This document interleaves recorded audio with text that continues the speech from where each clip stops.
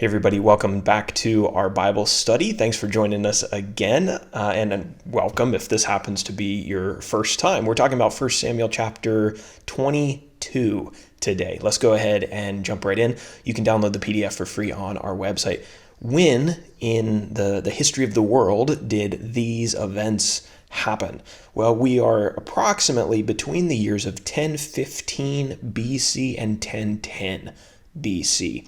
David is on the run. He's on the run from Saul, but I guess we should talk about our characters. First, we have Saul. He's the first king of Israel, and he really hates a guy named David, who Samuel and God selected to be the second king of Israel. He's going to replace Saul. That's the will of God. Saul doesn't want it to happen. He wants David dead.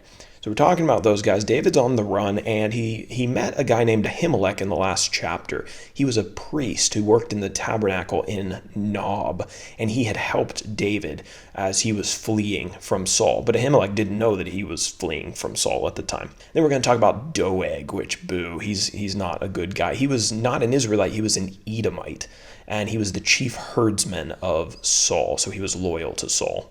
In terms of our map, we've got several locations to talk about. First of all, David and his men lived at the cave of Adullam, which you'll see Adullam on the map between Gath and Bethlehem. David took his parents to Moab to keep them safe. They stayed there. And then David stayed in a stronghold for a while. We're not exactly told where that stronghold was. David returned to Judah into the forest of Hereth, and he lived there. Saul lived in Gibeah, and then the town of Nob is going to be mentioned in this chapter. It was just to the northeast of the town of Jerusalem. All right, now over to our outline section. My battery's dying, so I better do this somewhat quickly. I'm on the blinking red light. That's never a good thing. David's company grows to 400. This is verses 1 through 5.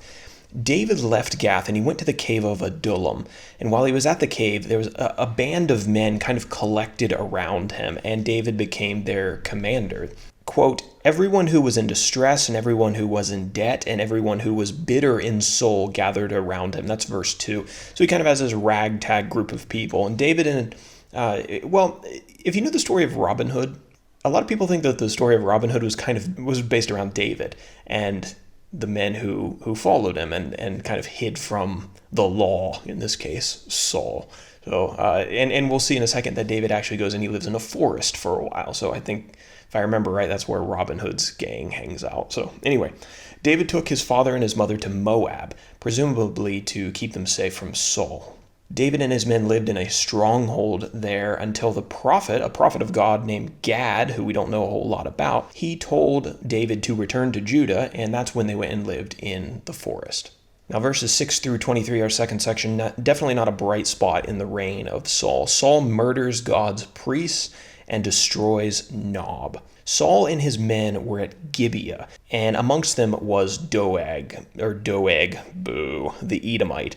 Doeg he reported on how Ahimelech, the priest, had helped David in the last chapter by giving him bread and giving him the sword of Goliath when he was on the run from Saul. So Saul was angry, and he summoned Ahimelech and all the priests of Nob, and he accused of Ahimelech of conspiring against him with David. Now, Ahimelech didn't know anything about the hatred that Saul had for David. He thought David was Saul's most faithful servant. He actually says it in the text. So he thought he was helping Saul by helping David. But, obviously there was some information that he was missing. However, Saul didn't care that Ahimelech was missing some information. He was so angry that he commanded his guard to kill Ahimelech and all the priests of the Lord.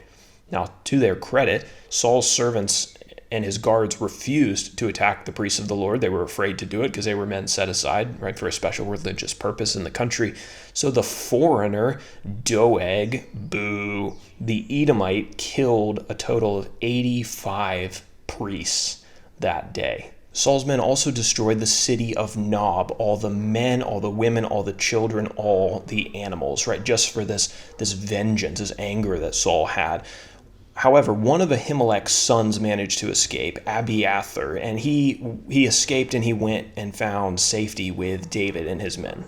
Now let's try to get our application in as the dog is barking and the battery on the camera dies. This may sound like a weird application, but I think it's important. The Bible doesn't support the principle of karma. And when I use the term karma, I'm referring to it, referencing it by its popular definition, the way that it's popularly understood as like, if you do good, then good will be returned to you, and vice versa. If you do evil, evil will be returned to you. The Bible doesn't support that idea. Ahimelech did a good thing by helping David, but obviously he was rewarded with a death sentence.